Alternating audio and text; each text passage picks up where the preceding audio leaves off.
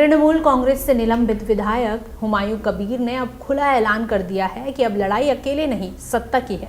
हुमायूं कबीर वही नाम जिसे कभी ममता बनर्जी की पार्टी का मजबूत मुस्लिम चेहरा माना जाता था, आज वही नेता टीएमसी से बगावत कर अपनी अलग राजनीतिक पार्टी लेकर मैदान में उतर चुका है। पार्टी का नाम रखा गया है जनता उन्नयन पार्टी।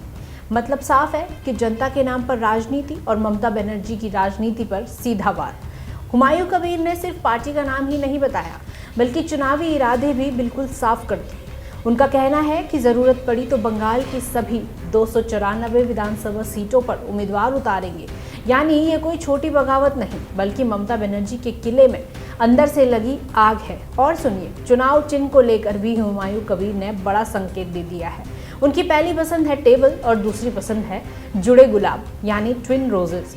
अब आप खुद समझिए, गुलाब वर्सेस गुलाब की लड़ाई बंगाल में क्या गुल खिला सकती है।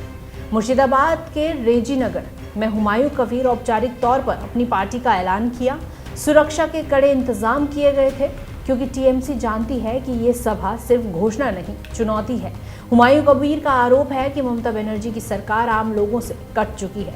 उन्होंने साफ कहा है कि उनकी पार्टी सिर्फ और सिर्फ विकास और जनता के मुद्दों पर राजनीति करेगी। इसलिए पार्टी का नाम रखा गया है जनता उन्नयन पार्टी। उन्नयन यानी विकास। लेकिन सवाल ये है कि क्या ममता के शासन में विकास रुका हुआ है?